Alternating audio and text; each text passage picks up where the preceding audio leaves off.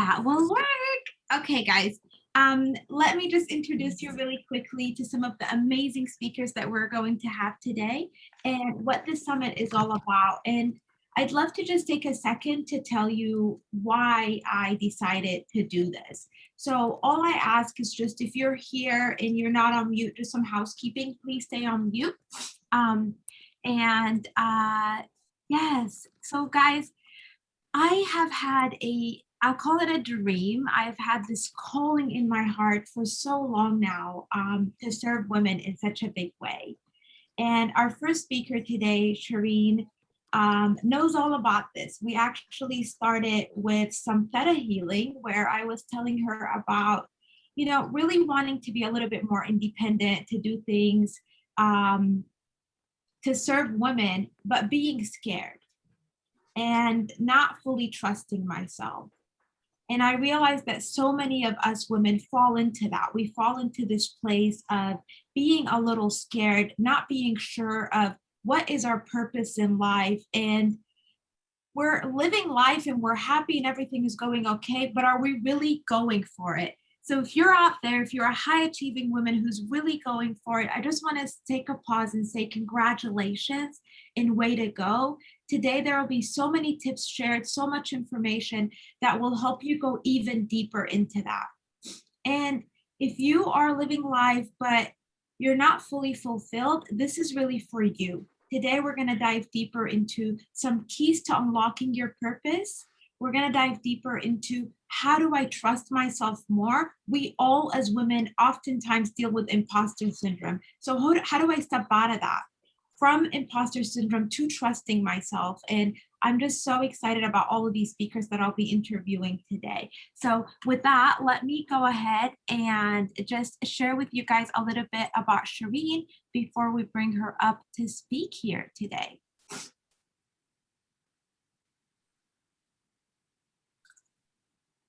All right, so first, the speaker interview schedule. I just wanted you guys to see who we'll be interviewing today. So at 10 a.m., we have Sirin Ortanca. Sirin is an intuitive life coach and Theta healer. Following that, I have Dr. AJ. Dr. AJ is a social psychologist, and she is an award-winning diversity and inclusion leader. At noon today, we're going to have Brenda Williams. She's a visionary and impact coach. And at 1 p.m., we'll be joined by Lisa Hamilton Smith. Lisa is a mindset coach and a knowledge broker expert. At 2 p.m. today, we have Jardina London, who I see is already in the house. Welcome in, Jardina. Jardina is a transformational business consultant, and we will be talking with her about the work that she does as well. And then at 3 p.m., I am so excited to bring in Alma Galvin and Bob Dietrich. They are founders and co-founders of Brainworks, and I'm super excited to interview them. And at 4 o'clock, we will end our day with Molly Trotter Gomez, who's Dream Factory founder, as well as on-camera confidence coach. So who's getting excited? Move your energy. I want to see you guys move your energy. Okay. Let me do a quick introduction of who I am before we go into all this. My name is Summer Ilata Sokolsky. I'm a business agility strategist and executive coach. I'm a founder of Agility LLC. I have been working with leaders for over 10 years to help them and organizations transform and build high-performing teams. I have finally decided to take what I've done with agility and business agility and to move that into, Nicole, if you can just help me by muting everybody. Welcome in, guys. Welcome in, welcome in. Again, kindly, if you could just mute yourself.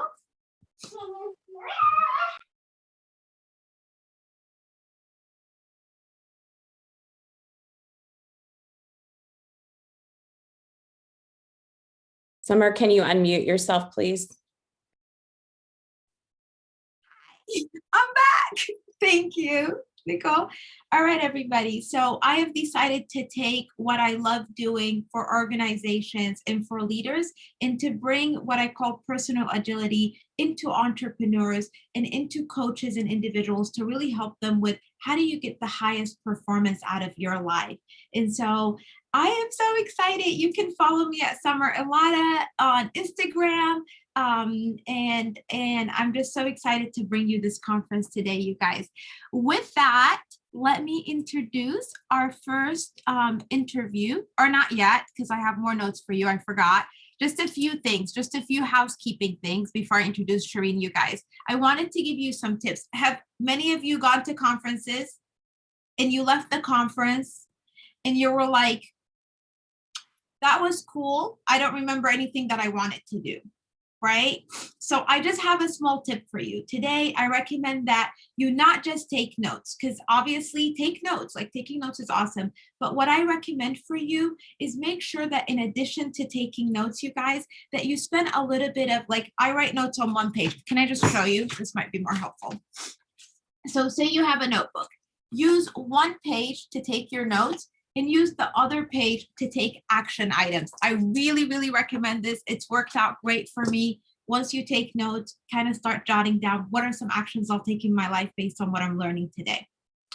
I ask you to please ask us questions. Ask our people that are here questions. That's why I've invited you into the Zoom room so we can hear your voice and participate as much as possible, okay?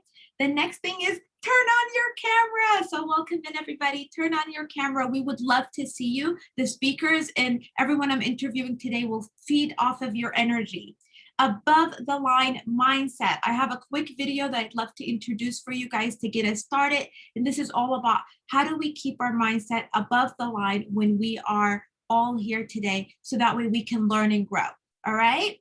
Do the exercises. Sirin is starting us with a meditation exercise that has changed my life. So I worked with Sirin and her Theta Healing exercise that she's going to be doing for all of you today, something that has been incredible for my life. And I really, really highly recommend that you clear out the space around you and get into this meditation with us and take the full benefits of it as Sirin takes us around it. And finally, let's have fun. So who's ready, you guys? Give me some reactions. Ooh, all right, awesome. Thank you, guys. Let me share this quick video with you. I think it's really going to help us get into the right mindset. And then the breathing exercise will help shift us there. Everyone ready? Okay. Let's make sure you guys can hear my, please let me know if you could see my screen, but also if you could hear everything that I'm doing. I do this with all of my clients, this video. I really think it's so incredibly powerful. So I hope you guys enjoy it. Summer, as you share, just make sure you share your sound. Yes, I have my shared, I believe. Thank you, Nicole. I am so incredibly fortunate, you guys, to have this incredible woman here supporting me. I love you. Thanks, Nicole. That's the thing, right? Like, if you guys are in the Facebook group with me, I hope that you are.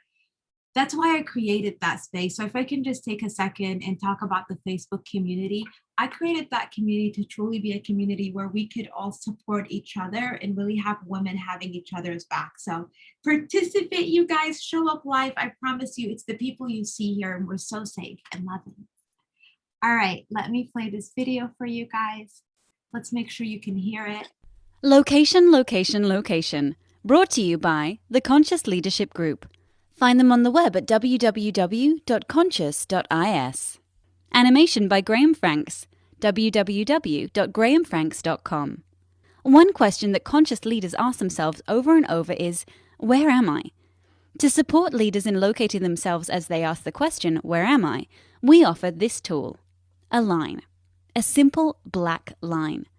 At any moment, all leaders and all people are either above the line or below the line. Our location describes how we're being with what is occurring in our life right now. If we're above the line, we are open, curious, and committed to learning. If we are below the line, we are closed, defensive, and committed to being right. Stop right now and simply ask yourself, Where am I? In this now moment, am I above the line or below the line? Typically, when people are below the line, they believe certain things about the world. For example, they believe there is not enough. It could be that there's not enough money, or time, or space, or energy, or love. People below the line also believe that their story about the situation is right. People below the line also believe that there is a threat out there. Something or someone is threatening their desire for approval, control, or security. And people below the line see the situation as serious. The deeper below the line they are, the more serious things look. People below the line tend to behave certain ways as well. They tend to cling to an opinion, find fault and blame, gossip, explain, rationalize and justify, get overwhelmed, and avoid conflict or pursue conflict for the sake of winning. When people are above the line, they believe that learning and growing are more important than being right. They believe that all people and circumstances are their allies, here for their growth. They believe that from a distance, almost everything is funny. People above the line live in curiosity, listen deeply, speak unarguably, question all their beliefs, and live a life of play. Now, knowing what you know about being above or below the line, where are you? One thing to know as you consider this question: we are hardwired to go below the line. Literally, our brain is programmed to perceive threat, and when it does, a chemical cocktail courses through our veins, and we go below the line. This reaction was designed to help us survive in the presence of a real threat to our physical survival. An issue for modern-day leaders is that often our brains can't tell the difference between a threat to our physical survival and a threat to our ego or identity. We react and get defensive when we experience a threat to our ego. So in many ways, being below the line is natural and normal. But when we are below the line, we're not in a state, literally brain state, of high creativity, collaboration, innovation, and relational connection. We're simply trying to survive. Leaders today can't thrive if they're in survival mode. So the first activity of conscious leadership is location, location, location. In this now moment, where am I? Telling ourselves and others the truth about our current location begins the great conversation.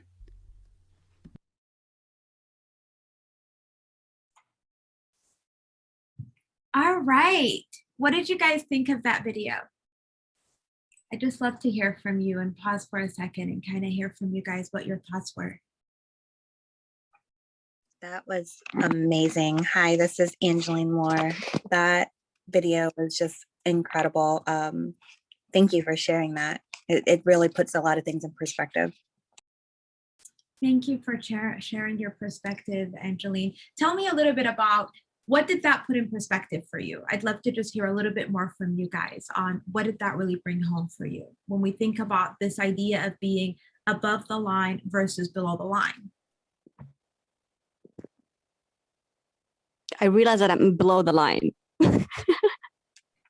Well, here is the thing, you guys. This is what I think is so incredibly important to recognize, is that we can go below the line so easily, right? So as a coach, and as many of you in this room, I'm sure, are also coaches, we can, when we first look at our life, we think, oh, we're in this growth mindset.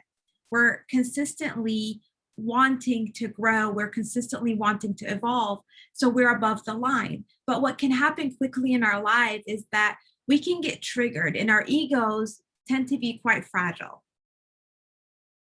and they can easily get triggered. And the least amount of things, someone could look at you wrong and it wasn't even about you, and you get triggered and you go below the line. So would it be helpful if I guided you guys through an exercise today, or told you about a little exercise that you can do that can help your mind come above the line pretty quickly? So it's super simple. It's just about being able to breathe. And so I call it box breathing. And so if everyone could just hold their heart for me for a second. Close your eyes. We're going to take a deep breath for a count of 4 together. If you can, make sure that your feet are touching the ground. Hold for a count of 4.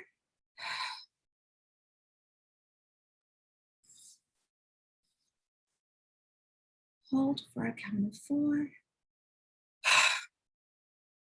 Let go for a count of 4.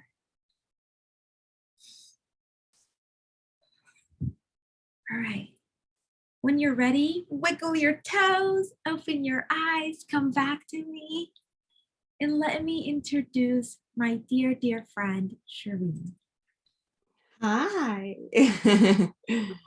If you can spotlight Sirin with me as well, Nicole, I would really appreciate it. So I would love to introduce this beautiful lady, Sirin, of the world of wonderful. Sirin is an intuitive life coach. She's a Theta healer and amazing at that, and well-being specialist. Sirin is a CEO and founder of World of Wonderful, a platform that provides services and products to support you in your emotional well-being. And our core value being is to help people really feel good inside and out. And I'm just so fortunate to have her here today. She's a student of personal development for over 10 years and a teacher trainer in health and fitness since 2010.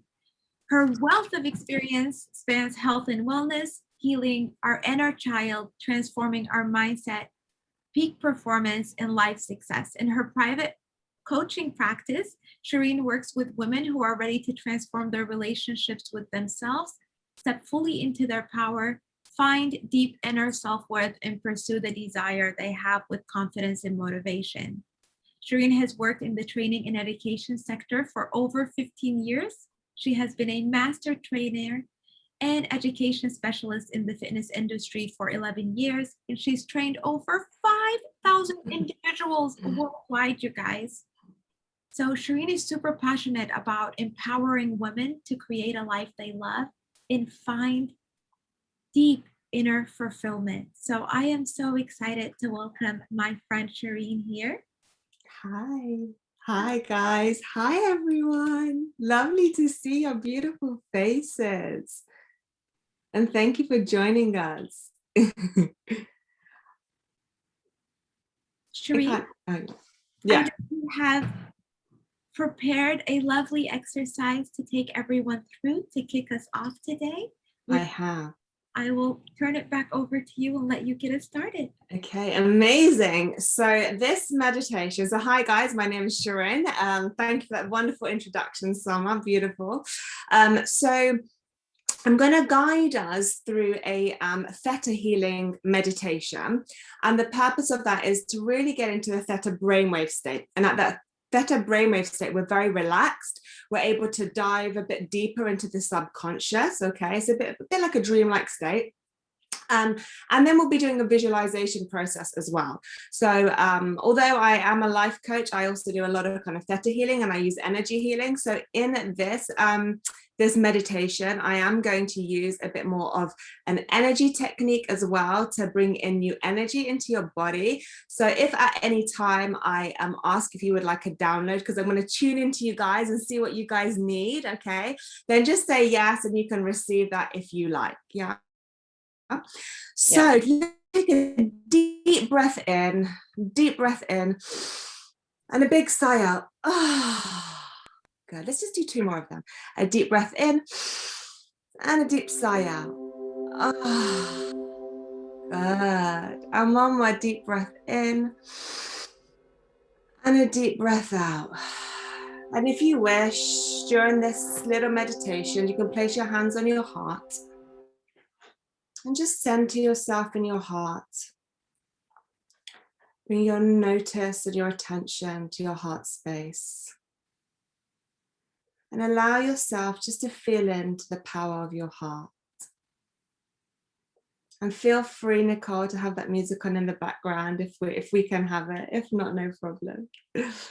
Good. And now I want you to bring your attention to the center of the earth. And I want you to just visualize some kind of beautiful, kind, loving energy from the center of Mother Earth coming up through your feet. Coming up into your legs, relaxing your legs, relaxing your hips, relaxing your chest, relaxing your shoulders, relaxing your face, and relaxing your whole body now. Bring your attention to the top of your head. I want you to visualize a ball of light at the top of your head. You're going to place your consciousness, your awareness into the ball. And this ball is going to shoot high above the earth. Higher and higher and higher you go. Really, really high. Until you start to pass all the clouds. And you move higher and higher. Until you move into the solar system and you begin to pass all the different planets in the solar system. Higher and higher you go. Until you get out into the galaxies and you pass the galaxies and the Milky Way and all the stars in the galaxies. Until you get to the edge of the universe in your ball of light. And you begin to pass through bright lights and white lights and dark lights and more bright lights. Until you get to this wonderful golden light. And feel yourself moving through this very powerful, gentle, loving golden light. And you move higher and higher in this ball of light. And feel your ball of light moving through this jelly-like substance now. This jelly-like substance has all the colors of the rainbow. And it pushes you into this pink light, this pink mist of compassion.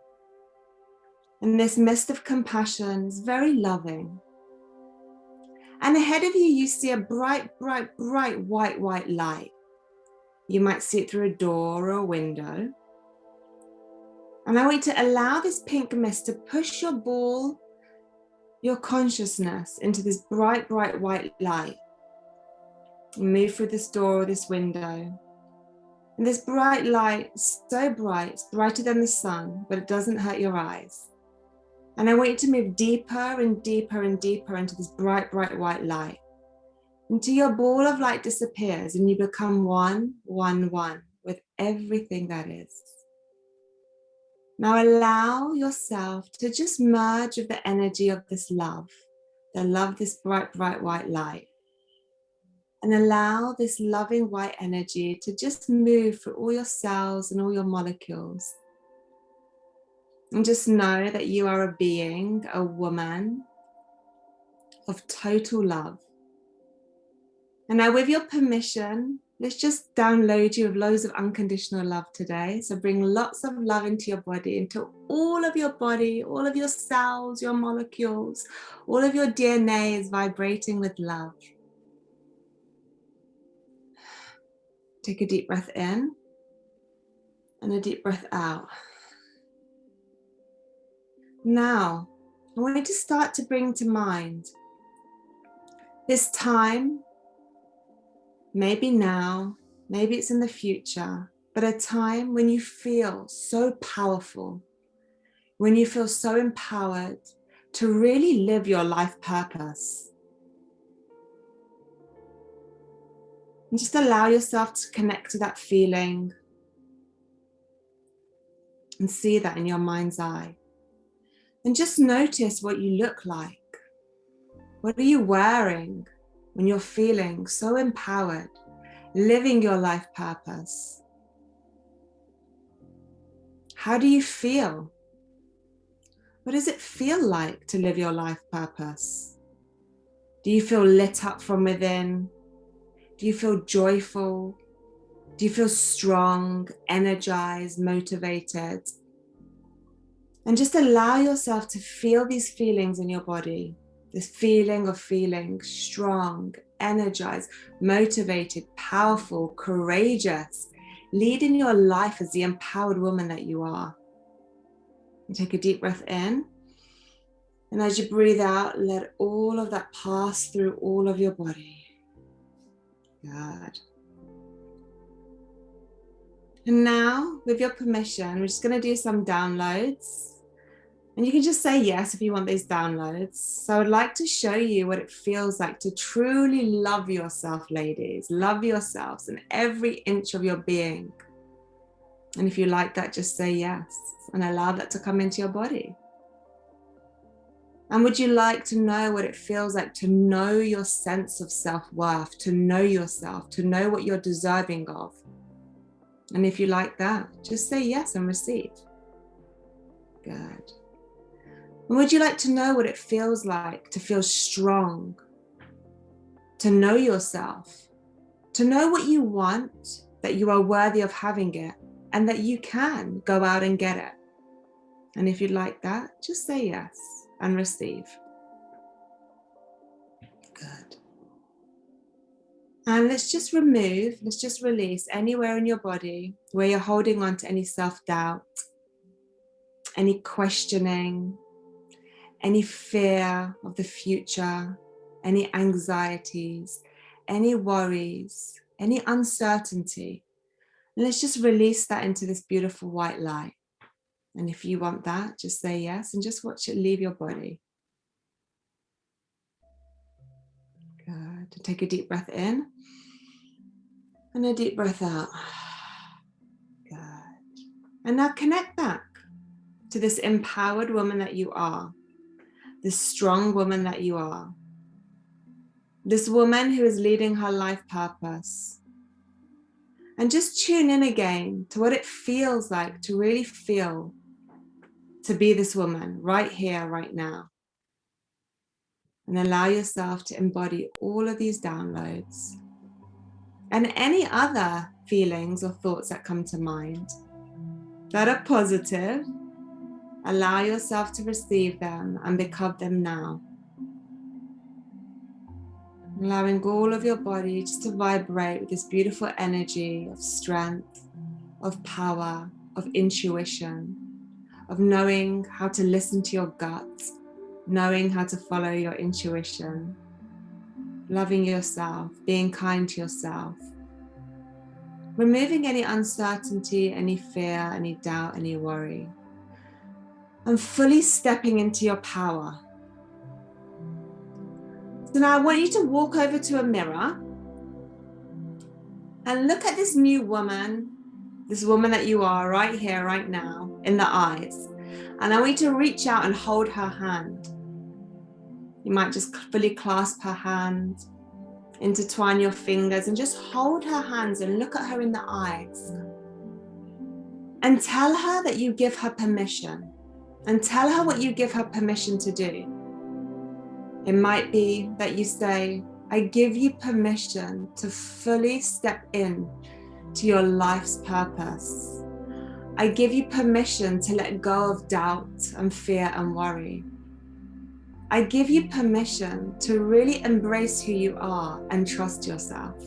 Whatever that might be for you, hold your hands, looking into your eyes, and give yourself permission.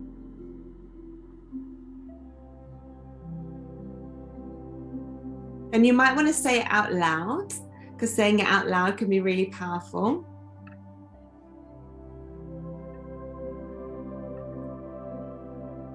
Good. And smile, because smiling is always good. Beautiful, ladies. Take a deep breath in and a deep breath out. And then just bring your hands back onto your heart. And just tune in to knowing who you really are, what you are really worth, and knowing that you can always trust yourself. Take a deep breath in and a deep breath out. And coming all the way back down from that white light, all the way down to the top of your head. Moving through your body, all the way into the center of Mother Earth. You might see a beautiful crystal heart in the center of Mother Earth. Lots of like rainbow colored energy, kindness, love, compassion, joy, happiness. And bring this love, bring this joy, bring this kindness, bring this happiness up through the middle of the earth, up to your feet, your legs. Let your belly be filled, your chest filled, your face filled, your head filled, the whole of your being filled with joy, with love, with kindness, with compassion. And when you're ready, you can start to wiggle your toes, hands, feet. Take a deep breath in, deep breath out, and open your eyes. Good. How was that? Incredible. How How was was that for that? everyone? I thought, let me just channel a meditation instead of planning one. I Let's loved just see what it. these ladies need. It felt perfect for me. I'm very curious to hear how everyone else felt and if it felt like it was exactly what you needed. I have to be honest, I was super nervous, you guys. This is a very new thing for me. Um, to step into this. I do meetings all the time on Zoom, but it's usually not with my tribe. And I feel like you guys are my tribe. And so it was nerve wracking. And I just feel so much calmer now and like I can trust myself. Go in the chat. Let us know how it was for you. That was incredible. Felt so nice. Your voice is beautiful and soothing. It was exactly what I needed too, Cassidy said.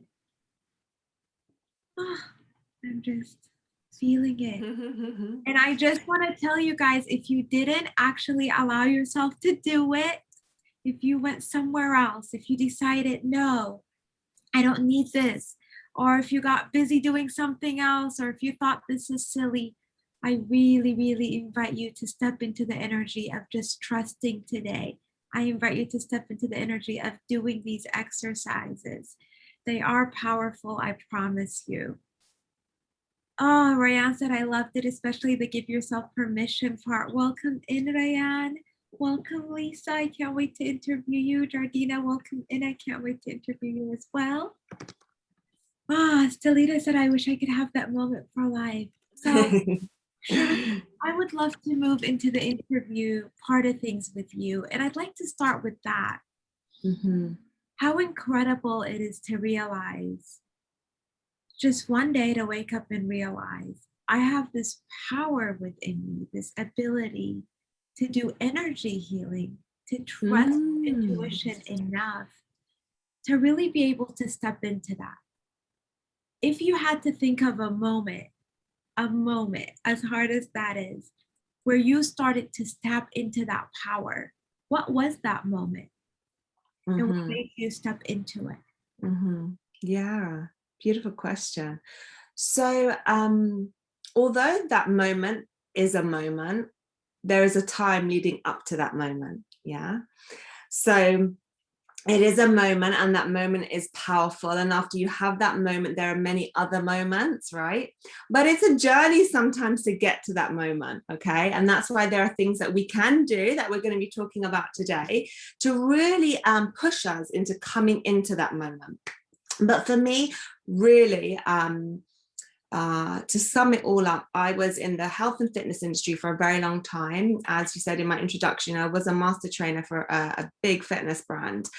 And along with my own personal kind of challenges and struggles and difficulties, I also saw that many other women experienced them. And that was, lack of self-confidence, lack of self-belief, lack of trusting yourself, lack of tuning into your intuition and your gut and trusting all of that, believing in yourself. So although I was always really good at going for what I want, it was always filled with all this like anxiety around myself, very internal anxiety. So for me, it came to a point where it was literally that journey. But I woke up one day and I was sat in London in this park called Hampstead Heath, and I thought, no more. Like, I'm not taking this anymore. I'm not going to stay in low self-confidence, low self-worth, low self-esteem, not believing in myself, not trusting myself. And I did have to take that break from, I had to leave my job, which was a very good job. So and there was a lot attached to that, but it really was like, if I want to step into this new being, this new person, then it's time to leave that behind. And for me, it was like, I then went into a healing process, basically, healing journey. And then for me, it was like, I want to really empower women to truly love themselves, accept themselves, and do all these other things that we're going to be talking about today. So, so I wouldn't say it was necessarily just that one moment. There was lots leading up to that moment, but that moment was explosive when it happened. That is just so true. I think in my own life, that's exactly what I've experienced, right? Trusting yourself, all of that, stepping powerfully into your leadership, those are all moments, and it's moment that builds on moment that builds on moment. And one of the things for me that I'm finding to be so real is a part of being able to trust myself is being able to step into my integrity. And so when I make a promise to myself, being able to keep my word with myself, that's really been able to help me there. Sirin, I'm so interested in hearing what are some of your top tips on how do you coach women to trusting themselves more and stepping into their leadership? Okay, so again, such wonderful, powerful questions. There's so much to it, so in such little time. So for me, really, ultimately, it comes down to belief work and feeling work. Okay, so what happens is we can change our beliefs through different methods. And as you said at the beginning, you know, one of my absolute favorites is Theta Healing because it's so instantly transformative. And we can do all of this belief work because that's absolutely key to really reset the mind, to really reprogram the subconscious, because there's so much in there that's happening that we don't even know that's happening, that's blocking us. Okay, but really, once we do all of that, it's embodying it, and embodying means feeling it. Okay, so you can kind of start to shift your mindset and change your mindset to knowing that, you know, I am worth it. Okay, and you start to think, yeah, I am worth it. Yeah, I am strong. Yeah, I am empowered. And then you don't feel it. Yeah. Okay, so what happens when you don't feel it? It doesn't become a reality. Yeah, so it's a real practice of embodying the feeling of what it is that I'm shifting. So really going into your literally your body and being like, I feel that my heart is worthy of what I desire. And what does it feel like to feel like that? Okay, I feel like I'm an independent woman. And what does it feel like in my body to be an independent woman? So not just that, you know, I can earn lots of money and I can look after myself and I can buy a house and all this conscious stuff, which is fantastic. And yes, we want that as well. Okay. So we want that, but actually to embody all of that feeling is going to make the transformation, make the shift, make the change, and it's going to help you get there so much quicker. So yeah, so you know, any beliefs from like learning how to trust your intuition, trust your gut, believing yourself, self-confidence, and then really tuning into your heart, you know, tuning into your heart and then embodying all of this belief work so it becomes feeling work, because really our life happens because of our feelings. Yeah, so I can believe I'm worth it, but if I don't feel I'm worth it, I'm not going to take the right action, or I'm going to procrastinate, or I'm going to stop myself. That is so powerful. So I hope you guys are taking action items. So again, as I said, make the most of this time with these incredible healers, with these incredible speakers and authors, and really kind of decide in this moment, how will you take that action of embodiment? So what's one practice that they can put into place today and start doing every day that will help them embody that? Sirin. Ladies, listen to your hearts. Learn to tune into your hearts. This is like our guiding system to life, okay? This is good, okay? And so most of you probably know, you know, that 95% of our life is led from our subconscious, 5% is from our conscious. So yes, we need this conscious, okay? And it's working, but most of the time we're in autopilot, okay? So actually tune into your heart, because if you are thinking and acting from here, sometimes you need it, okay, but if you're acting from here, a lot of it could be all the programming, the negative beliefs, the limitations, the fears, the anxieties, the doubts, the worries. Yeah, so I would say morning, evening, whenever you can, just like take a deep breath out and tune into your heart and feel into your heart. Yeah. And ask your heart questions. What is it that I want? What is it that's important to me? What is it that I know that I can actually do? Not what my brain is saying. What is my heart saying? Yeah. Okay. And our heart actually has lots of brain cells. So it acts like a brain. So, you know, listening, tuning into your heart. And that is a really scary thing because we're not taught to do that. Yeah, we're taught to do what our parents want us to do, or what society wants us to do, or what the teachers want us to do. Yeah, and they become all our own programming and conditioning. But what is it that you want? Yeah, what is it that's important to you? How do you feel? So if I was to give one, that would be like the one that I would give for today. Tune into your hearts, ladies. I love that, Shireen. Shireen, thank you so much for sharing that. I truly believe that when me and Shireen first started working together, you guys, I was a very high achieving woman, I would say. I had tremendous success in corporate America and in my life and in my work. However, if you ask me what's intuition, or can you tap into your intuition, or if you said something to me like listen to your heart, I mean, when me and Shireen first started working together, and I was like, Shireen, excuse me, what are you talking about? Listen to my heart. However, as we started tapping more into these, doing more of the Theta Healing exercises, I realized I've got this thing. It's called I've got a heart and intuition. I mean, to me, it was like your heart, and it was like, okay, it's beating. Would you like to know how many seconds per now? I mean, it's like, I mean, being honest with y'all, that was not the perspective that I came from, right? That's not what they teach us in schools. It's not what they teach us when you're going into taking exams or when you're trying to climb a ladder in corporate America. And so what happened with me is I kind of got to this top of the ladder, I would say, in corporate America, and realized that it's exactly what Shireen said. I was living life on autopilot. And I actually almost called this conference, How Do You Stop Living Life on Autopilot to Create Your Remarkable Life? But I decided people don't even realize when they're living life on autopilot. I definitely didn't, right? So with that, I want to ask you guys to take a second and to listen to your heart. Take the deep breath that Shireen just told you to, and go in. And I have just a quick survey that I want you to take for yourself. But as you write these answers, I also want to encourage you to write them for yourself and really think about these. So I want to just give you guys a chance to journal, because I know sometimes we do these things and they go really fast. One is I selfishly want to learn more about you. So I want to know who's here. And so go in. You can do this on your phone or you can do this on your computer. Go to slido.com and enter in this code.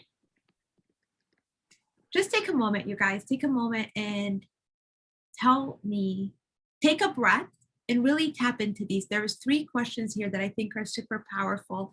And then with your permission, I'd love to share them with all of you, the answers.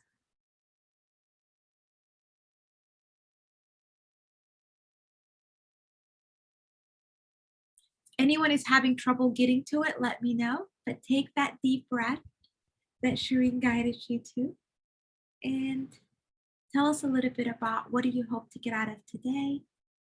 Listen to your heart. What's in your heart?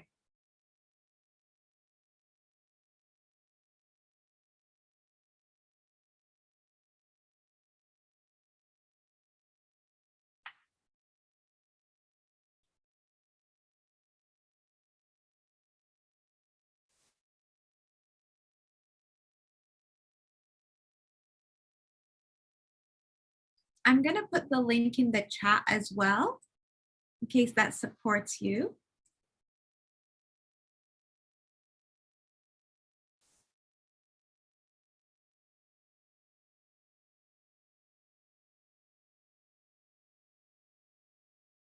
I hope this link works. I wanted to choose more than one, I know. We always do. Tell us in the chat, Shireen. I meant, Rayan, what did you want to choose?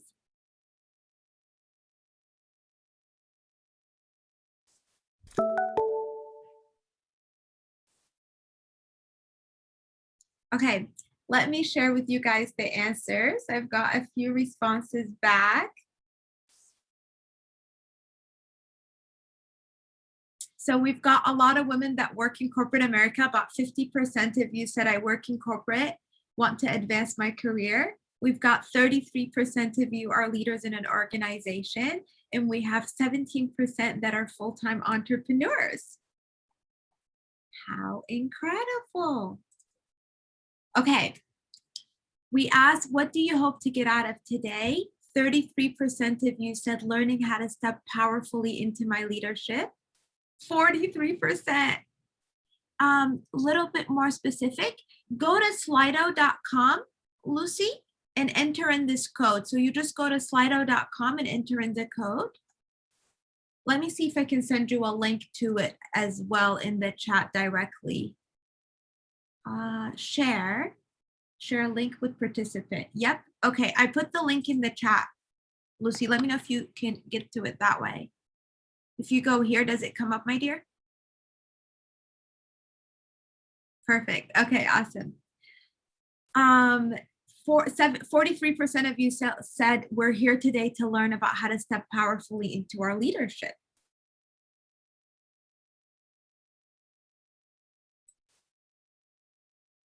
%8 of you said that in order to be fulfilled, so this was the question where I really kind of wanted you to tap into your heart, right?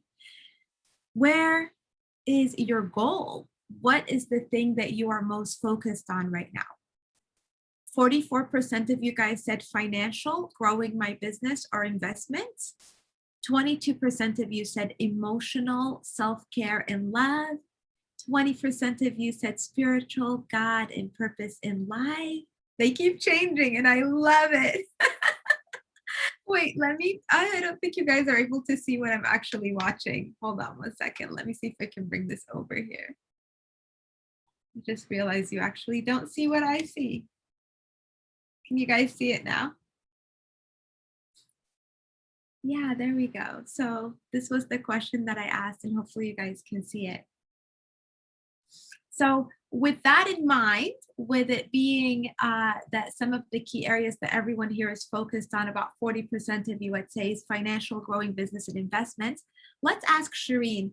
Shireen, what would be your top advice in starting your business? What are some of your top tips for growing your business and starting your business and having financial freedom? I know that you guys, part of the reason why I invited Shireen here to be one of our speakers today is that she truly lives an incredible life. She travels all the time, which I absolutely love, specifically before this COVID thing, but she does truly have the freedom that she's wanted. And I don't think having freedom is all about necessarily just having the most amount of money, even though that's helpful, but how do you have freedom in the way that you work so you're not tied down and you can do things like travel?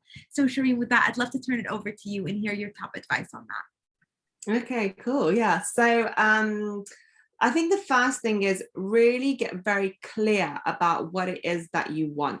Yeah. So like we said before, removing the blocks so you can get very clear about what is it that I want to do. When what you want to do is very aligned within you and it comes from a deep sense of knowing from your heart. Okay.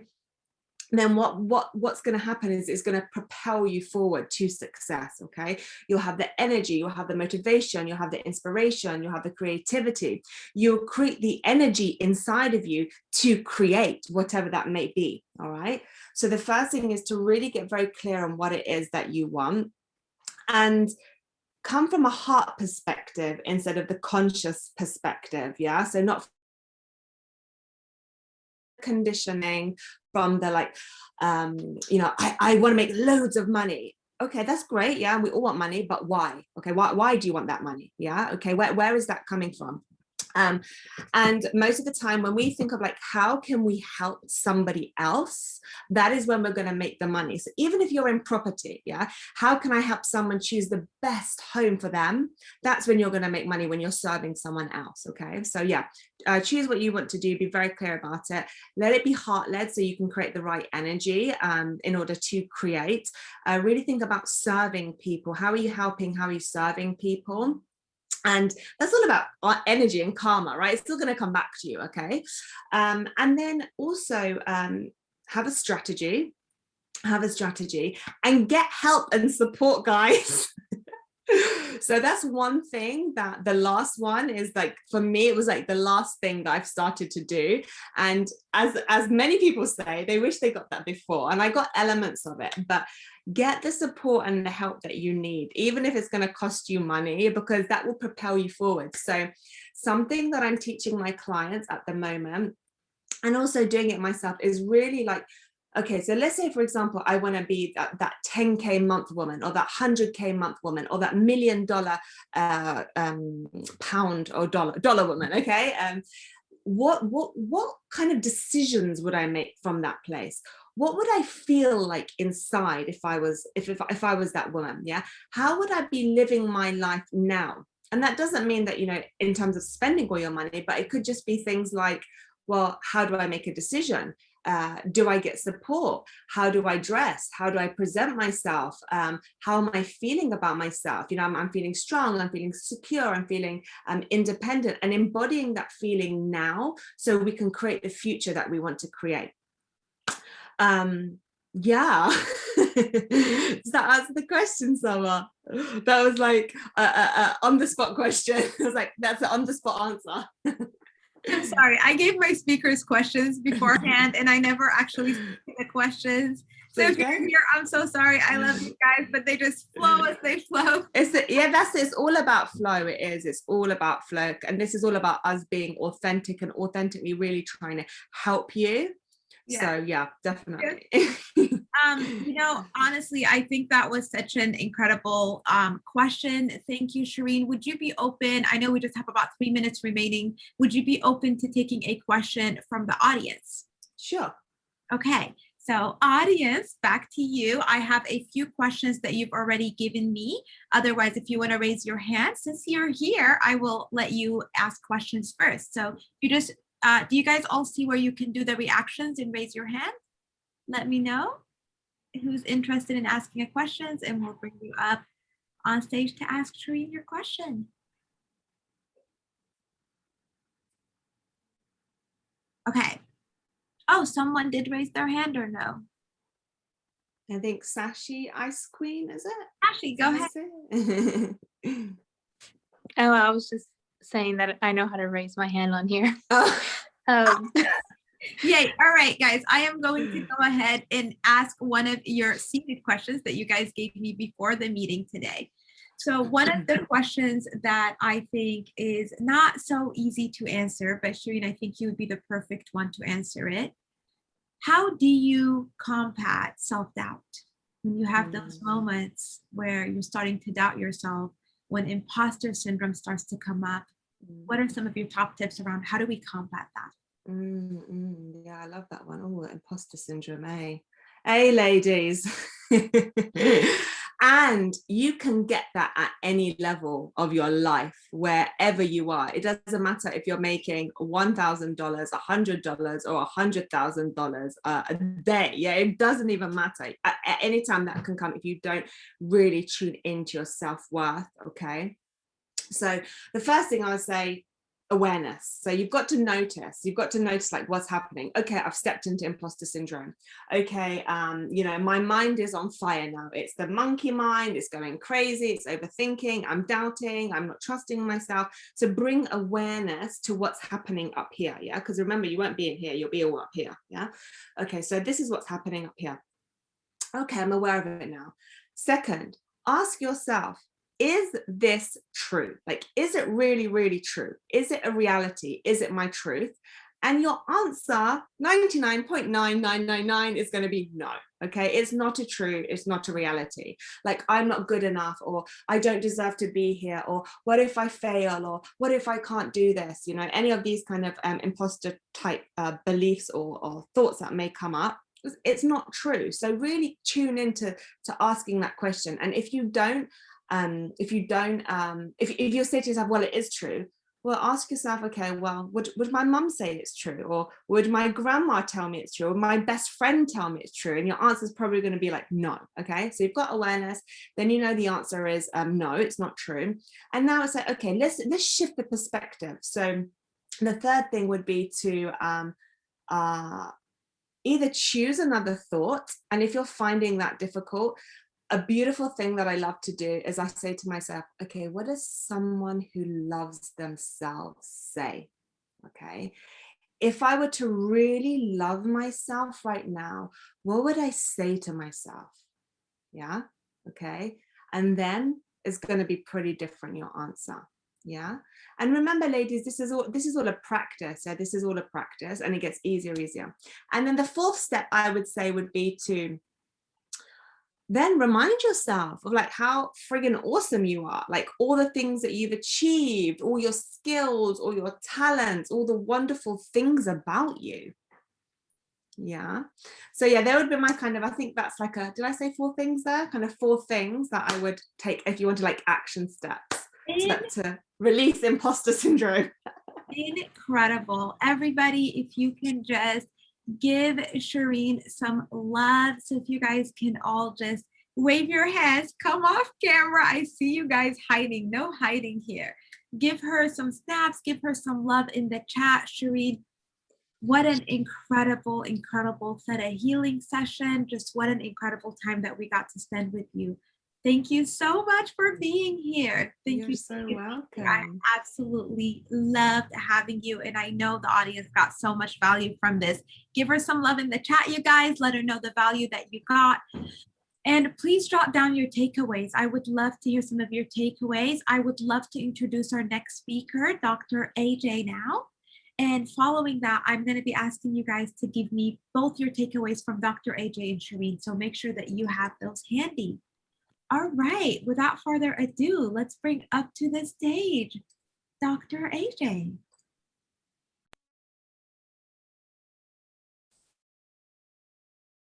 I don't see her.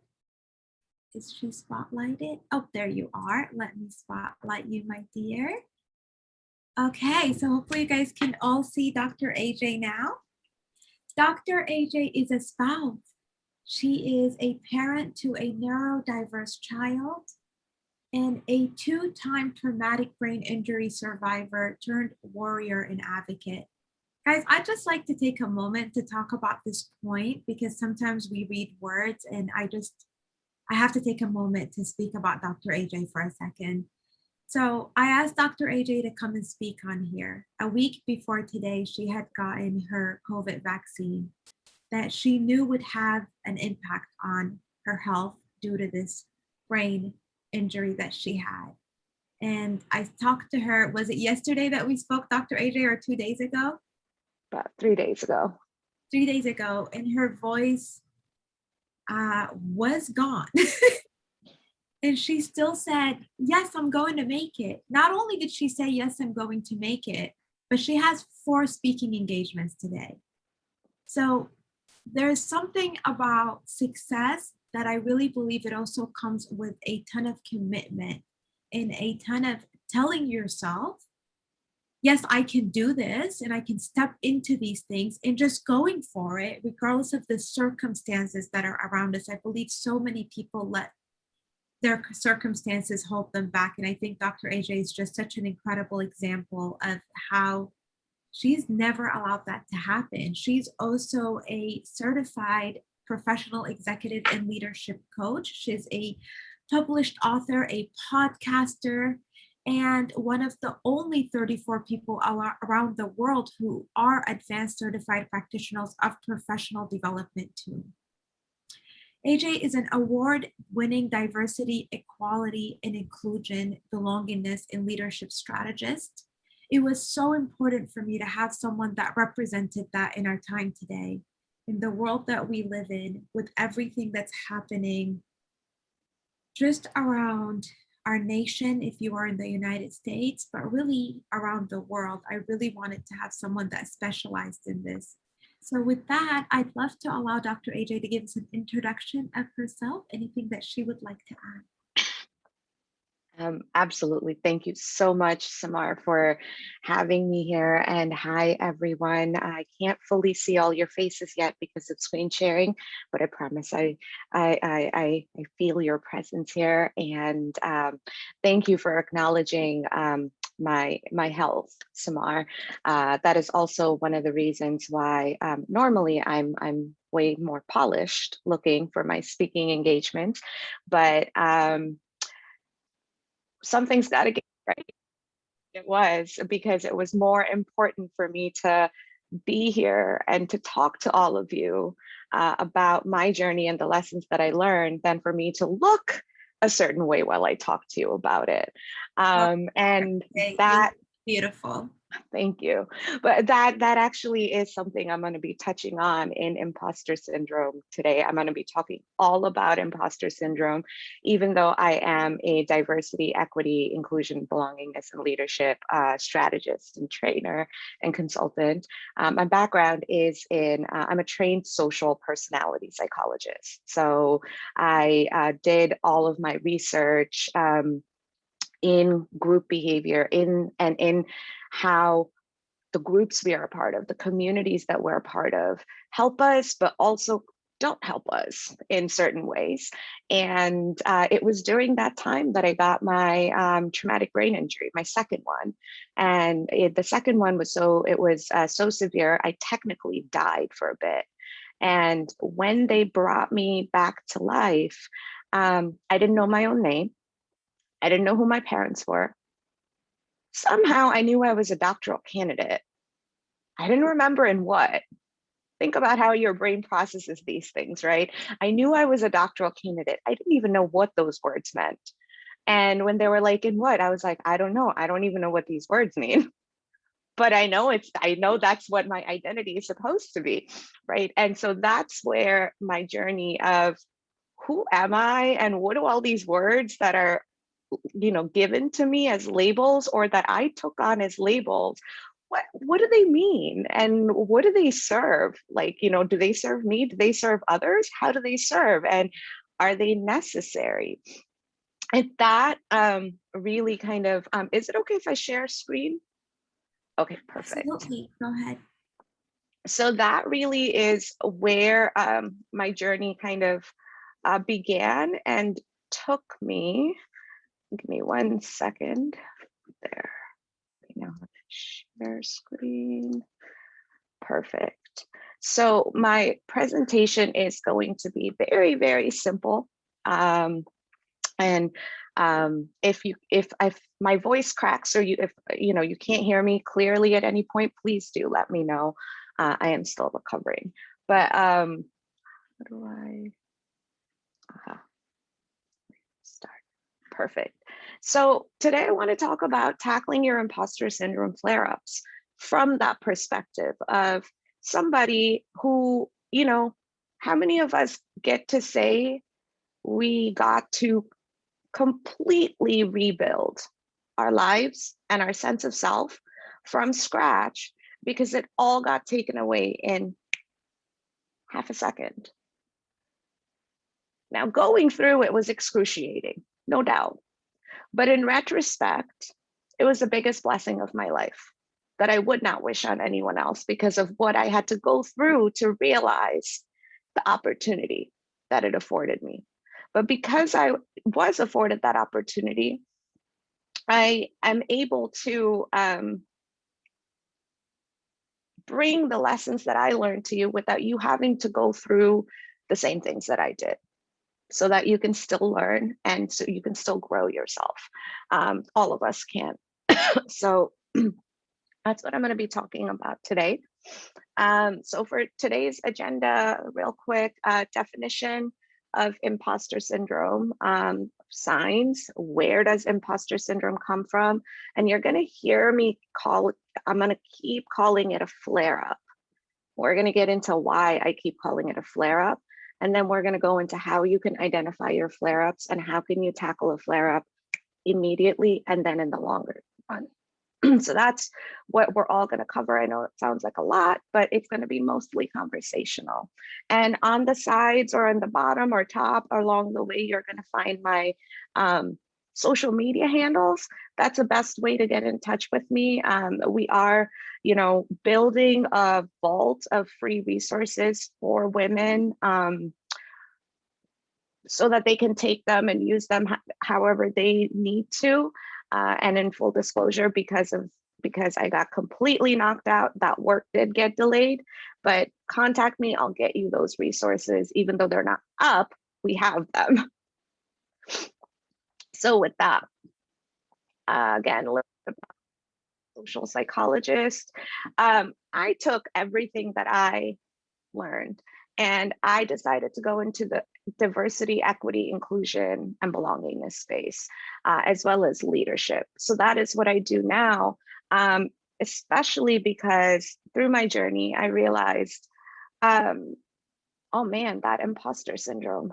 Especially when you don't even know who you are, then how do you determine your self-worth? How do you determine what you can do? How do you determine what is enough? All of that. Now bring that into sort of leadership spaces and bring that into when you tie the imposter syndrome into how we ask for equity, how we ask to be included, and how others perceive us and how others treat us. It's a feedback loop, right? Because then that ties back into your sense of self-worth. So it was for me, it was really important that I make a difference in that space. And I am happy to say that I do seem to be making a difference. So that's very, very reaffirming for me. I'm also an author. I have my second book coming out in 2 weeks now, which I've co-authored with a bunch of women of color who are incredibly amazing. I blog all over the place, podcasts, speaking engagements, keynotes, nature of my work again. And as Samar said, traumatic brain injury survivor and invisible injury and invisible illness warrior. So let's start off here. When we think about imposter syndrome, a lot of us think about, what do we need to do? What do we need to do to get rid of this?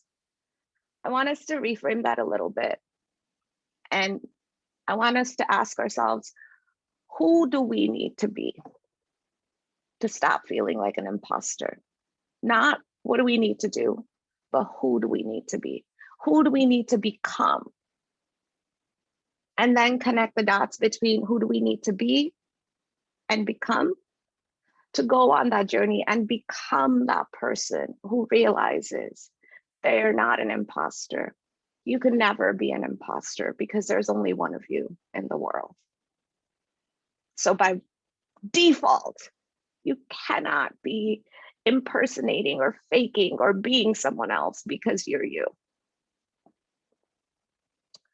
So what we do know is an estimated 70% of the US population experiences imposter syndrome flare-ups. Previously, we know from research that people, when imposter syndrome first came up in psych, and especially in social and personality psychology that I studied, there was this huge wave of imposter syndrome only happens to women, and it only happens to certain types of women.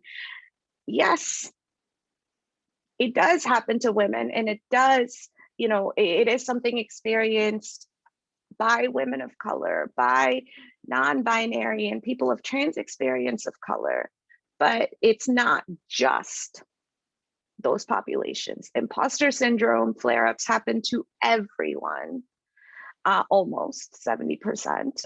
There's other personality traits we don't need to get into that take up the other 30%, but the way it shows up is different for all of us. For some of us, it may mean not doing what we want to do because we don't think we're good enough or worthy enough. For others, it may mean thinking of reasons like, I don't have my makeup on, I don't think I can show up. Or my voice is not perfect, I don't think I can show up. But that's the ultimate idea behind imposter syndrome, is this persistent inability to believe that one's success is deserved or has been legitimately achieved as a result of one's own efforts or skills that leads to thoughts of being a fake or a fraud, right? And I wanted to put this definition up here to go back to those examples I gave. I'm not good enough being one example, or I don't have my makeup on, or my voice is not perfect. We're going to get more into that, but the other two are easier to tackle. What does me putting makeup on, what do any of you putting makeup on have anything to do with the efforts that you put into your own development for your skill set? What does how your voice cracks have anything to do with the efforts that you put into your own growth, right? They're actually not related. But when we have an imposter syndrome flare up, they somehow seem related. And we correlate the two unnecessarily. And we get in our own way. So if there's like a TLDR message that I have for all of you, I'm going to give it to you already. You're probably getting in your own way. I don't need to know your specifics to tell you that. You're probably getting in your own way in some way. Think about that and think about how you can get out of your own way. In fact, that's like one thing that I say to my clients. 100% of my clients, they have told me I should just switch my service and my tagline to say, get out of your own way. Because that's sort of like what I keep every time I'm talking to them. I'm like, what do you need to do to get out of your own way? So, but that's the imposter syndrome is a very, very subtle, insidious, and simple way in which we get in our own way. It's subtle and insidious, but it's also so simple for it to happen to us. So a lot of the times people say they feel like there's an imposter syndrome, but because it is this persistent inability, when we talk about the psychology of it, right? There are signs, there are actual signs of imposter syndrome. And feel free to put in the chat if any of these signs have resonated with any of you at any point. I have a feeling they would. In full disclosure, 100% of what these signs I'm about to share, yes for me when I was going through this. So perfectionism, right? Yep. Oh, that little space between that little like word on my PowerPoint is like 10 points off. I need to spend 45 minutes fixing that. Or my eyeliner seems to be half a degree different on this eye than this eye. I need to like redo my entire face for that. Or I need to completely redo a proposal. Or I can't go after this job or go after this client and get what I deserve because I only have 60% of the skills necessary, not 100%. We know in the job recruitment front, there is a gender bias there, right? In that women tend to apply for jobs where they have 100% match. Men will apply for a job as soon as they hit that 60% mark. Think about the idea of perfectionism that goes in there that makes you literally check for that 100%. And even then you're like, oh, I don't know if I should apply. I don't know if, what's my cover letter going to be? What's my interview going to be? Thinking about all of those before you even hit send on that application, before you even hit send on that initial contact email, you think about the next 10 years already. And because you already are planning for it to be perfect. So that idea of perfectionism. We also know that imposter syndrome flare-ups, that persistent inability seems to affect those who are highly ambitious and self-motivated. Resonate with anyone? Yes, 100%. Dr. I just wanted to add, you guys, when I just heard Dr. AJ talk about perfectionism, I have to just tell you a real story because this really happened. It'll take 2 seconds, but I have to share this, right? As I was preparing for this summit, one of the things that I needed to do was record an opt-in page. Super simple, record an opt-in page. So I had to record a video. You guys, it's still there. Let me just show it to you. I have this thing under my eye, a sty, and it was a lot bigger at the time, but I literally let that get in my way. So when she said that, perfectionism flares up this imposter syndrome for us, and it has us get in our own way. Hope you guys are taking notes. I hope you guys are taking action items, because that point is just so critical. And later on today, we're going to talk a little bit more about stepping powerfully into your leadership. But I want you to know that one of the things that really has people go into commanding control leadership, go into styles of leaderships that are ineffective, is perfectionism. And unfortunately, especially when we're highly ambitious, when we're motivated, which I know many of the people in this community are, this can happen. So I just wanted to pause here and just emphasize how important this is, and how, without even realizing it, we all get into it. I did. And I didn't even call it perfectionism. I didn't realize it was. So yeah, thank you for sharing. Absolutely. Absolutely. And you know, Samar, thank you so much for sharing that. I have so many stories about how I weaponized perfectionism against myself before I realized it, but we would be here for like 5 hours then, so I won't get to that. Extremely hardworking, you know, having that really consistent work ethic for you, whatever hard work means for you. It means different things for different people, right? But whatever it means to you, knowing that you have that hard working kind of work ethic where you know and you're willing to put in the work to reap the benefits, where you know that success isn't overnight, where you know that these viral celebrities that happen overnight, those are 1 in a billion, that most sustainable success comes from putting in the work day in and day out. That's hard, you know, that's my definition of extremely hardworking. High achievers. When we, anyone in here, yep, when we set our mind to something, guess what's going to happen? We're going to do whatever we need to get there. And if you notice the pattern here, all of these have been also indicators and benchmarks of successful people. But these are also signs of imposter syndrome. I want you to think about that for a second. Inability to accept praise. How many times has someone said, oh, that was a great job? And you go, oh, thank you, but there was that little 20-point gap in that one word. You know, or even, you know, to Samar's example, which I'm so glad, Samar, you shared, but, you know, and to use you as an example, I still have it. I can't tell you how much it means, you know, but you look beautiful, by the way. You absolutely do. But that inability to accept praise, that inability to say thank you and just leave it at that. Rumination and negative self-talk. Going over the mistakes that we think we made over and over and over and over and over again, not to the point of creating new solutions, but literally just staying in that negative self-talk and beating ourselves up. Fear of failure,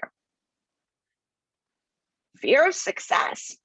And that shows up as a lack of acknowledgement of our own successes. If I had you stop, if I stop this right now and I asked you to list 20 acknowledgements, how long do you think it would take you? 20, right? 1 or 2, sure. 20, you're probably like, I don't know if I, you know, did I accomplish 20 things in my life? I know when I was asked that question, when I was going through it, I actually said that out loud, and you know, my coach at that time looked at me and was like, are you serious right now? You came back from death and you're asking me, you're telling me I don't think I've accomplished 20 things in my life. You might need a reframe on that, you know, but that lack of acknowledgement. And then attribution of any success to luck. I got lucky. It was a fluke. I don't think I could replicate that. those sorts of thoughts. All of these are signs of imposter syndrome that create, again, that persistent inability, not that momentary, things that we snap out of, but the persistent inability, the persistent questioning of our self-worth. So where does imposter syndrome come from? Our upbringing and childhood experience have to do with it, because they create the narratives, they create the schemas and the blueprints that we go back to as default options, especially under times of stress.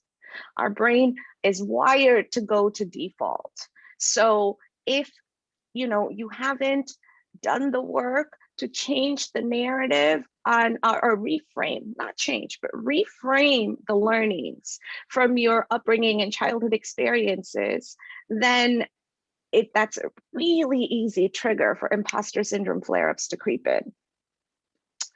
Comparisons, especially social media, forgetting the fact that social media is a curated 15 seconds of somebody else's life and not the lived 24 hours of their life.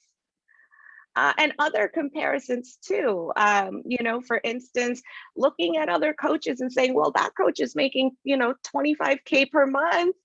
I'm only at 5K, what's wrong with me? Right? Those sorts of things. Being stuck in a fixed mindset. Using that example of the 25K and the 5K, it's also, well, that coach is making 25,000 a month. I'm at 5,000. And instead of saying, how can I get from 5 to 25,000? It's the type of thought process that then you start thinking to yourself, maybe I'm only worth 5,000. Maybe I'm only meant to serve at this capacity. Maybe I'm meant to stay at this level. Maybe I'm not meant to be as great as that other person is. Dr. AJ, before you joined us, I think right before you joined us, we shared a video about being above the line and being below the line. And you guys, I often share that video when I'm describing to clients that I'm helping them through change. These are usually organizations that are going through pretty massive change. I use that video to describe having a growth mindset versus having a fixed mindset.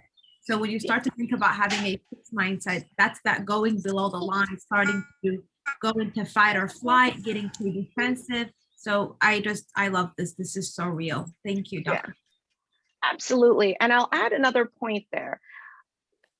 Emotional intelligence plays a huge part in this. Now, emotional intelligence has 4 components to it. Self-awareness. And I think our previous speaker and Samar, you were talking about that, like understanding what is even going on up here. That's self-awareness. Then there's also self-management. Once you understand that, how do you manage your emotions? Then there is a social awareness. How do you recognize other people's emotions and motives? And then social management. How do you navigate your relationships? Those are the 4 kind of dimensions of emotional intelligence. When we are in imposter syndrome flare-ups, our emotional intelligence and particularly the self components actually come down, because and that affects our confidence, because we think confidence is showing up even if we're not sure, right? It actually goes back to comparisons. True confidence from an emotional intelligence lens is knowing you don't even have to compare yourself to anyone else and you're okay. Right. So all of these, but the imposter syndrome, that's where this comes from. And that's how it starts to impact us. Persistent negative talk and devaluation from those around us. All of the messages we receive from society. Oh, you're pretty for a brown girl. Excuse me. Every time I hear that, I've heard that in the past. I'm like, What? fighting words. What did you hear yourself? Yeah. I love. Yeah. Or when you're questioned on why you got a certain job or a certain client, or when your clients question you, or in a very negative not constructive way. I'm not talking about constructive feedback here. I'm talking about negative talk and devaluation, where they minimize your skills and effort over these others, again, superficial factors. A quick example I can tell you is, for the longest time, I literally thought I was probably like the textbook definition of the ugly duckling, right? That if you opened a dictionary and if there was an ugly duckling term in there, my picture would be next to it. Because growing up my whole life, and there's other factors that go into it. I was a little overweight, I was chubby, and I was a bookworm, very intentionally a bookworm. But I was always told, oh, oh, honey, it's okay, you're the smart one. And then my cousins would be told, oh, you're so pretty. You're so pretty. And I literally never heard those types of comments about me. It was always, oh, did you do your math homework? Why did you only get 98 on the exam instead of 100? Those sorts of things, right? But that, even though it wasn't meant to be malicious, it was still negative in one way, and it was persistent over the course of my entire upbringing. And it's not like, my parents and family are evil villains. They didn't even know the impact they were having with those kinds of words, but that's the impact they had. And I remember and that leads also back to like the lack of being able, the inability to accept praise. The first time I got called beautiful by someone, I literally started laughing, and I was like, do you need to get your eyes checked? That was and I'm able to laugh about it now, but imagine where my mind was at that point. That is also a manifestation of imposter syndrome, right? And then confusion between feelings and facts. That's a big one, because you may feel you didn't give your 100%, but did the job get done? And did it get done well? Not perfectly, but well. So that ties back into that perfectionism, and we start to get all up in our feelings about this instead of looking at the facts of the things that we have done and that we're working on. That's where imposter syndrome comes from. And so that's what it, it has so many different effects on our lives, but here's why I keep calling it a flare-up. And again, our previous speaker alluded to this, or actually said it. I keep calling it a flare-up because, I manage 5 non-visible conditions on a daily basis. Only one of them is my traumatic brain injury. All 5 of them happen because of my traumatic brain injury, but there we are. It is easy to navigate something that is in front of your face that you have physical evidence for. But how do you tackle something that is invisible, that you don't even know is there when it's there, until it rears its ugly head, and then you're left in crisis management, right? That is the nature of invisible illnesses. And imposter syndrome is an invisible mental health challenge. So it is something that you can't permanently get rid of ever. Because the more you grow, the more your inner critic grows with you, and your flare-ups keep happening on different levels. So as you level up, your flare-ups level up with you, and you have to be able to mitigate them and bring them down and manage them. It is unpredictable. You can do 7 keynotes, work through 8 clients, close out 100K, 200K, 500K deals, you're good. And all of a sudden you have a 5K deal and boom, something hits and you don't know what it is. That's what I mean by unpredictable. Sudden onset. Imposter syndrome can happen, like the triggers again are so insidious, and there's so many of them that it can happen very rapidly. And you can go from 100 feeling like you're on top of the world to, oh my God, I'm completely worthless in a matter of a minute or two sometimes. And it can be mitigated and managed, but you can't completely get rid of it ever. Because your imposter is a part of it. So you can't get rid of a part of you. So what's the best thing you can do? Make friends with your imposter. Make friends with your inner critic and say, hey, what's up? You want to talk to me? I hear you.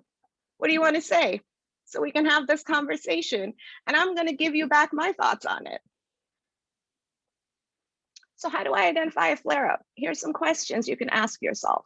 The first one is, do I have a realistic framework of myself, my growth, and my success? A realistic.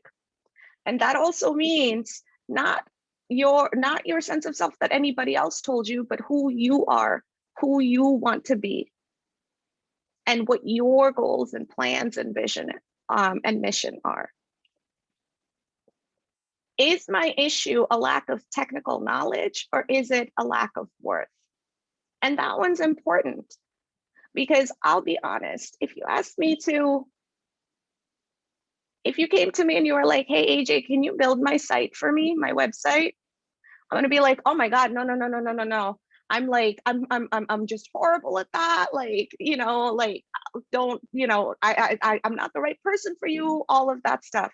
I promise you, it's not because I'm beating myself up. It's because I don't know how to build websites.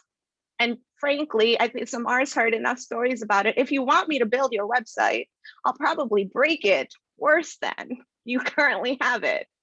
That's my superpower, breaking tech, not making it, right? So is my issue a lack of technical knowledge, or is it lack of worth? You have to ask yourself that, because often, again, we confuse the two. Am I comparing myself against someone or something unrealistically?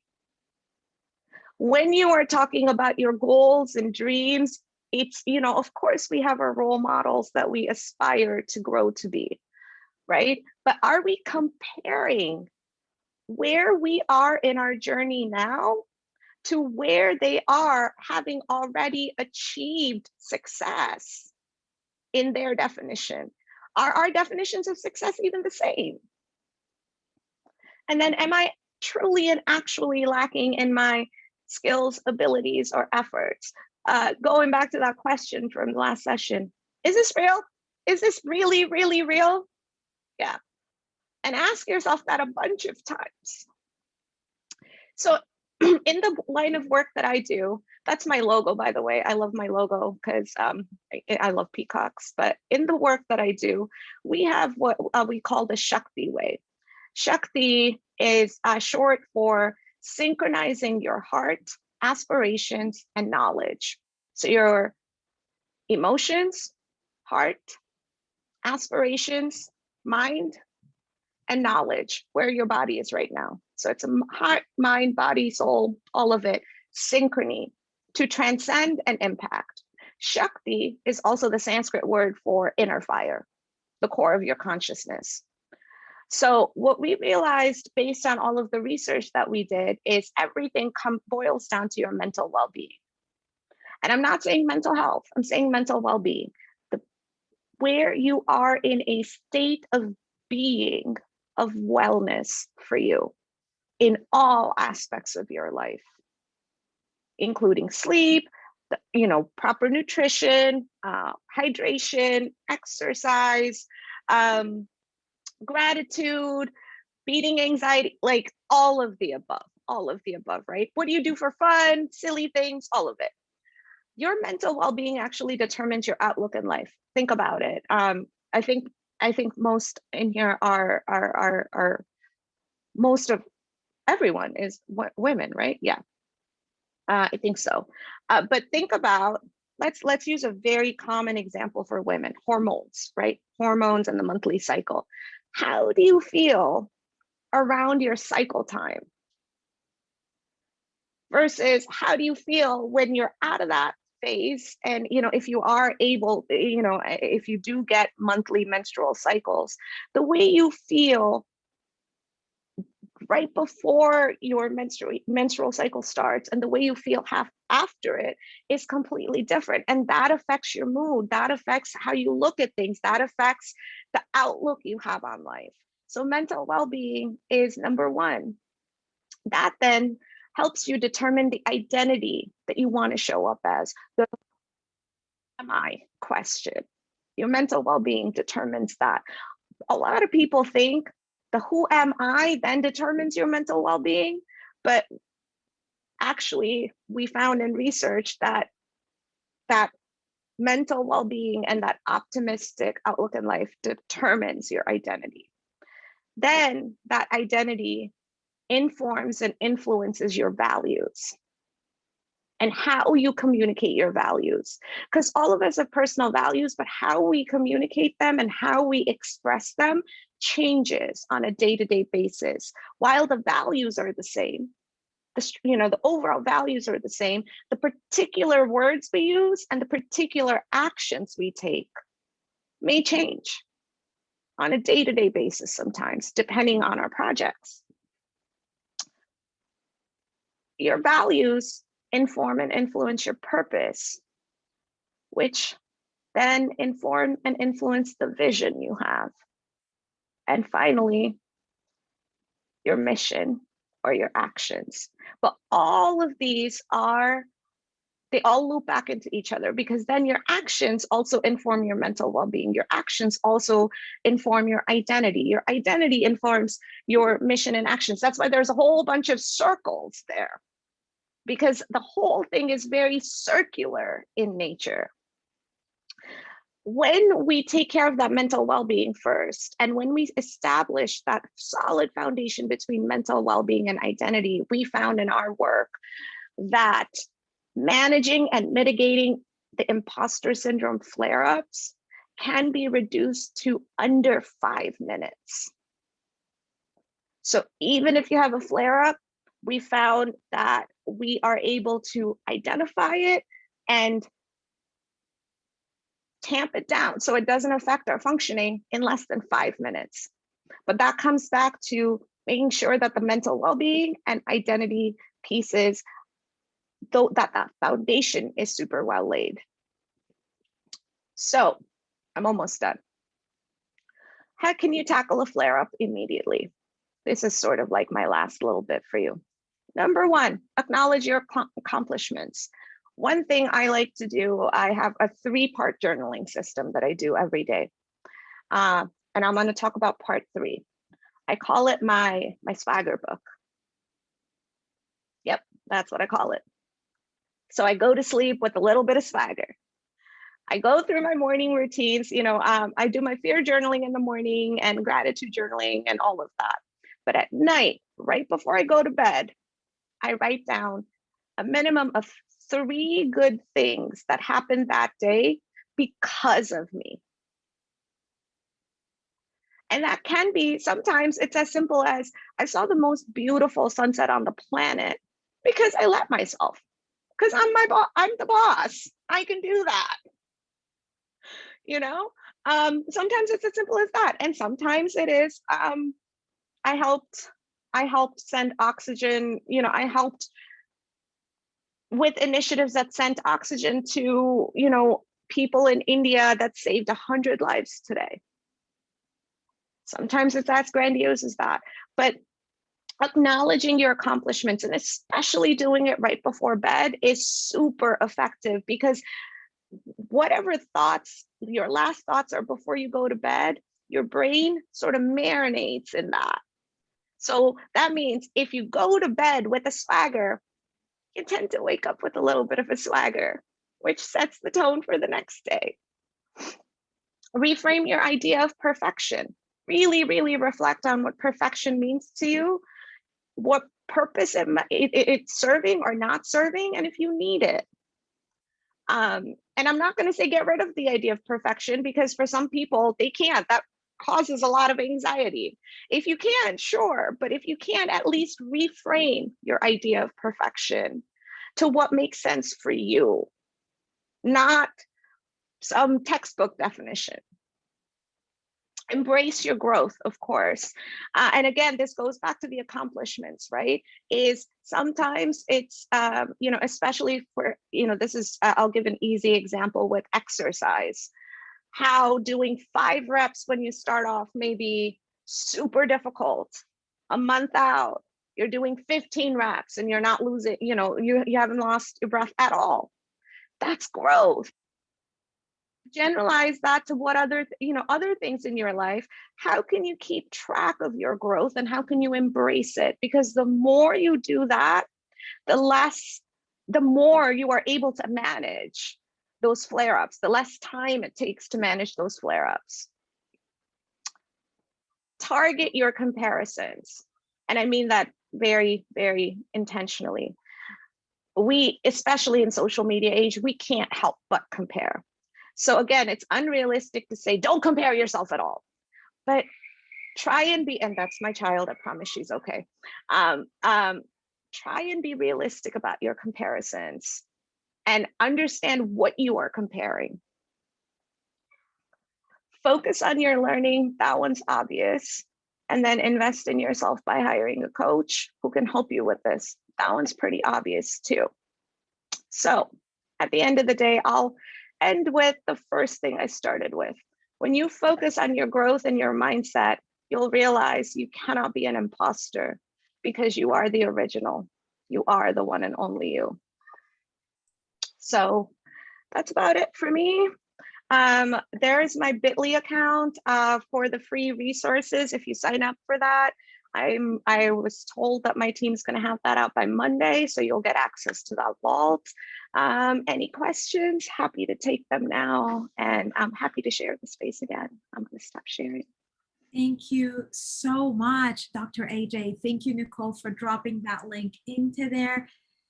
What just incredible, incredible. One of the things that I was hoping all the women today would get from the summit is diving deeper into imposter syndrome. And I honestly, we talked a bit about it a little bit, and I didn't realize how deeply you were going to dive into it, but there was just so many incredible takeaways in that I got myself. And when you talked about the swagger notebook, I have a journal that I keep every single day. And what I do is I do my gratitude. What am I grateful for today? 3 things that I'm grateful for, and 1 thing that I love about myself.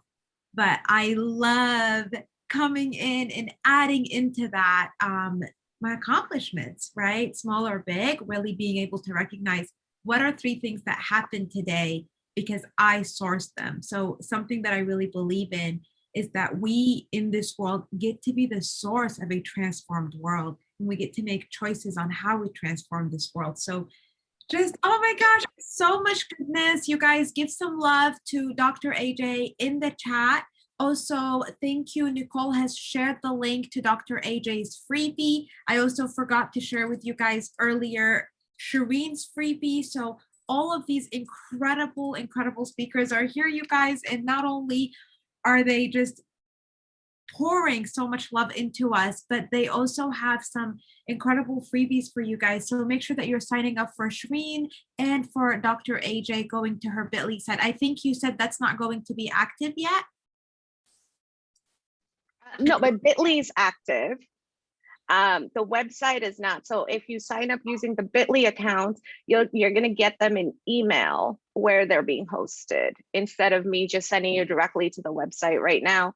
Because, hey, guess what? They asked me to test it and I broke it. So I wasn't kidding about my tech superpower. I break things so phenomenally. Oh my gosh. Okay. All right, guys, I will give you all an opportunity, and then I want to take us into an exercise. So if you don't mind, kindly, if you have a question for Dr. AJ, Dr. AJ, are you open to taking 1 quick question? I know you have a tight window today. So are you open for 1 question before you go? Yeah, I have 11 minutes. So. All right, perfect. Thank you. Guys, I'll go ahead and allow for a question to come in. Anybody have any questions? I actually see a super amazing question in the chat. How do we raise our kids to be shielded from this syndrome now and in adulthood? And I think that is a brilliant question. So thank you for that. So Samara, if you don't mind, I'd love to answer that. Yes, please. We can't shield ourselves from it. We can't shield our kids from it. We can't shield anyone from it, because again, this is so inner voice related. What we can do is help ourselves and our kids with the tools to manage it and navigate it. In the sense of, for instance, one of the things that you can do with little children, and I do this with my 5-year-old, is even when she falls, when she makes a mistake, when she has an accident, when she consciously makes a bad choice even, I still remind her of her strengths. I actually ask questions to help her remind herself of her strengths, instead of me even saying it, like, oh, you're so strong, you're so, you did this so well. I will have her kind of essentially give feedback to herself as I give feedback to her too. And I make sure that, that it's not negative feedback, it's learning feedback. Right. And that's something we can do for ourselves and our kids. It changes that persistent devaluation by reminding them that it is okay to be valued. It is okay to be freaking amazing at something. And especially for little girls, for girl children, that is really, really important. So that's one way. And then the other way is to the comparison part that I think Ryan, it goes back into that, the making sure you don't compare and making sure you, I started teaching my daughter, she's 5, I've started teaching her the basics of emotional intelligence. Granted, I have the privilege to do so because I am a trainer in it. So I'm able to do that with my kid, but I've started teaching her the fundamentals of emotional intelligence so that she knows confidence does not mean comparison. So she knows that I can be different and that's totally okay. And so those are little things. When we tell our kids, your sister does this, why can't you? Absolutely. Even in the communities though, even in our classrooms, when we have these scorecards and these tests, right? And then the 100% is like the best. And then it's like, well, we all want to shoot for the 100%. Reframe that maybe to, no, the focus is the learning, not the score. What is the concept you learned? Forget the score. The scores do matter for schools, so I'm not going to say get rid of them completely. I wish schools would, but that's a whole different conversation. But for us as caregivers, helping constantly reframe them to the underlying learning and growth and true confidence that comes from that self-awareness and self-management piece. So I hope that helps. Incredible. Thank you so much for your time today, Dr. AJ. This has been just so much incredible information. I can't thank you enough. We do have one last question, if you're willing to take it. How do we shield ourselves from others that feel we are imposters? So if Sarah doesn't mind, Sarah's in here, right? So where are you? Oh, Sarah, can I ask you a quick question? These others you're talking about, are they someone who affect any part of your life? Partially, I would say it's more of like a social kind of like exercise group that I'm part of, that we go, I mean, I'll just tell you the little story. We all go hiking together. It's been amazing being part of this group during COVID, because every week on Saturdays for 3 hours, we go into mountains and rivers and lakes. And that's part of the reason that I live in California. That they just sent out a message saying, basically, if you are not vaccinated, you can't really come to the group anymore. Okay. And So that, like, I just exited the group after that, because to me, it felt like a clear delineation of the beginning of segregation now. right. So there's two things you brought up here, right? That actually I want to touch on. One is sort of like the, with particular vaccination thing, the public safety and that aspect of it. But let's expand that. What you just said is,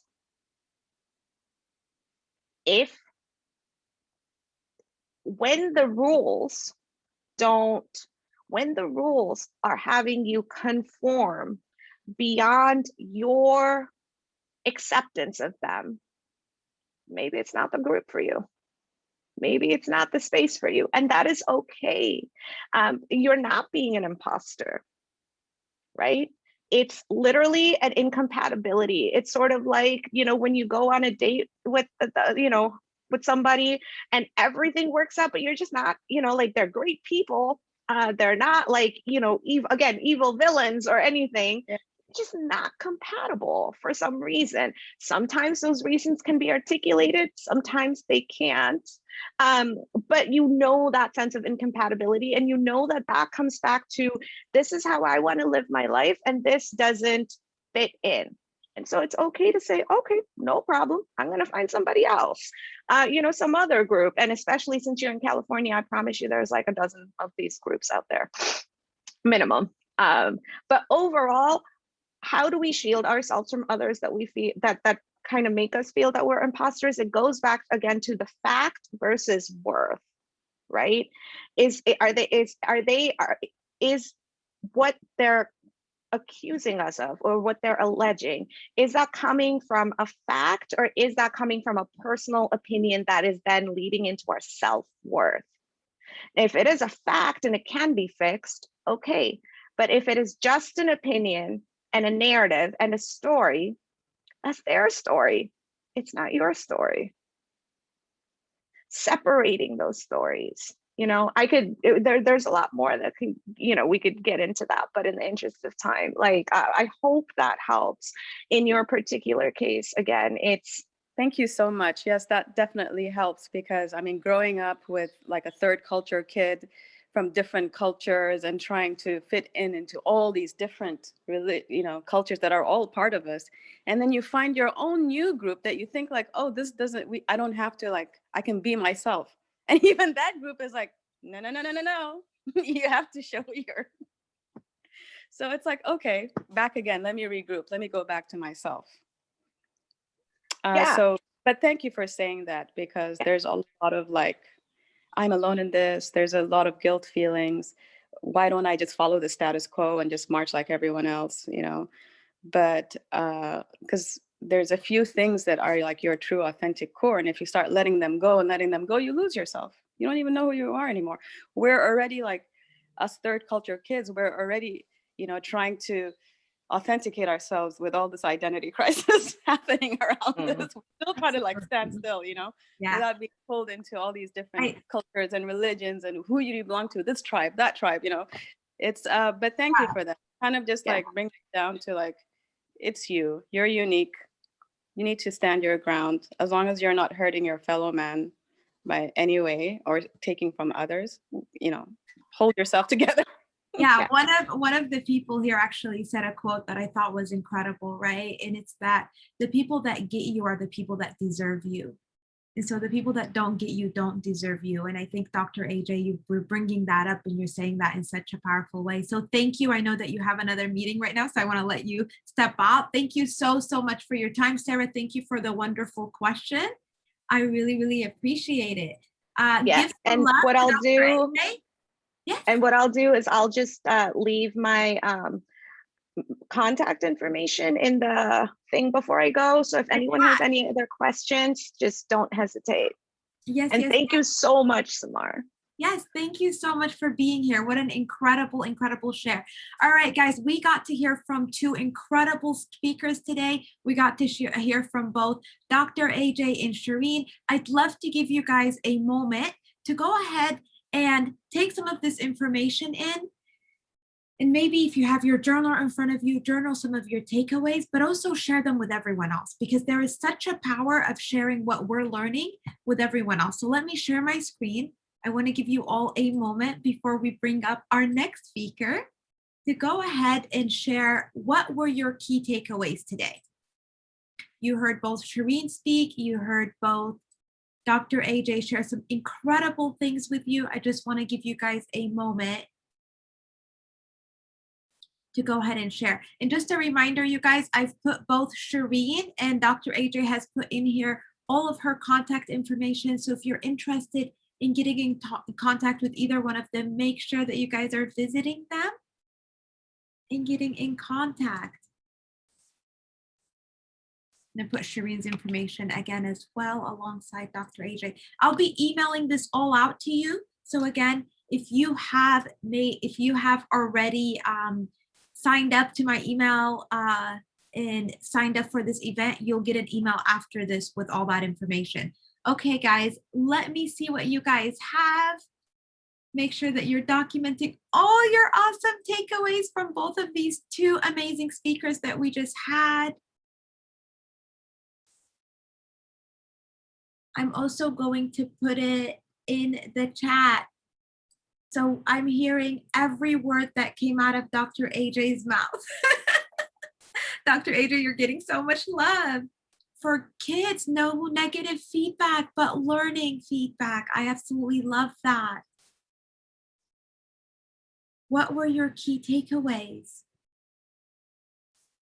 Please share anything that other people could learn as well and add to their journal.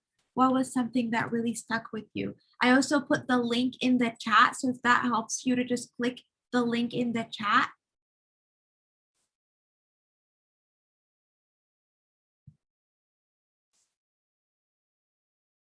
Let me share my screen with a little bit of the results that we had come up.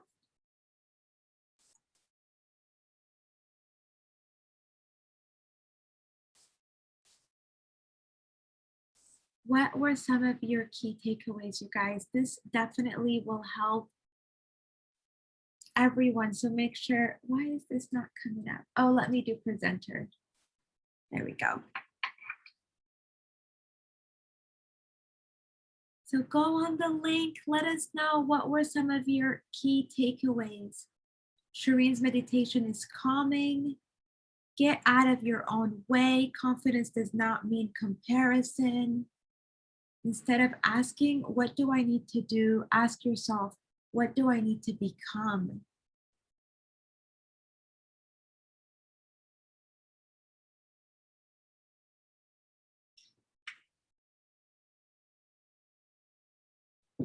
Stay out of your own way. Yes, you guys, so much power in what these ladies have shared with us.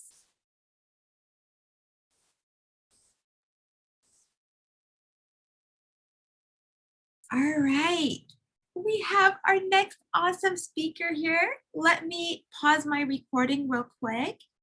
I'm gonna stop the recording and